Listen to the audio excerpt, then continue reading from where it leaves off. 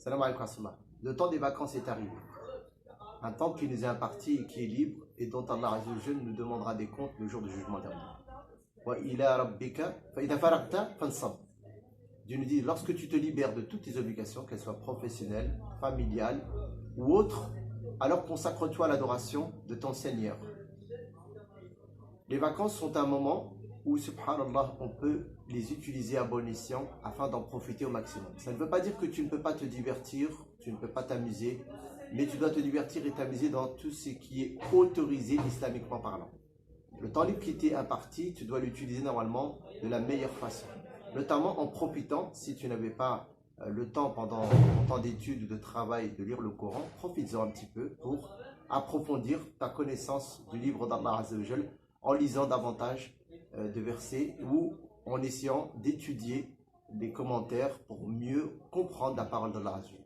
Tu peux aussi utiliser ce temps libre pour approfondir tes connaissances religieuses, lire un petit peu. Donc, c'est-à-dire que, Allah, nous sommes la communauté de Iqra, Bismi Rabbika alladhi khalaq. Donc, nous sommes appelés pendant ce temps libre à lire, à approfondir nos connaissances religieuses, parce que fait partie des obligations du musulman.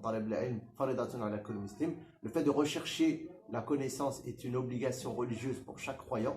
Donc nous devons remplir cette obligation qui nous incombe au niveau individuel. Nous pouvons aussi, pendant ces vacances, subhanallah, profiter pour faire le bien, c'est-à-dire aller visiter donc, la famille. Si par exemple on part au bled, avoir l'intention de faire silat al-arham, faire l'intention de visiter ta famille, mais avec l'intention d'entretenir les liens de parenté.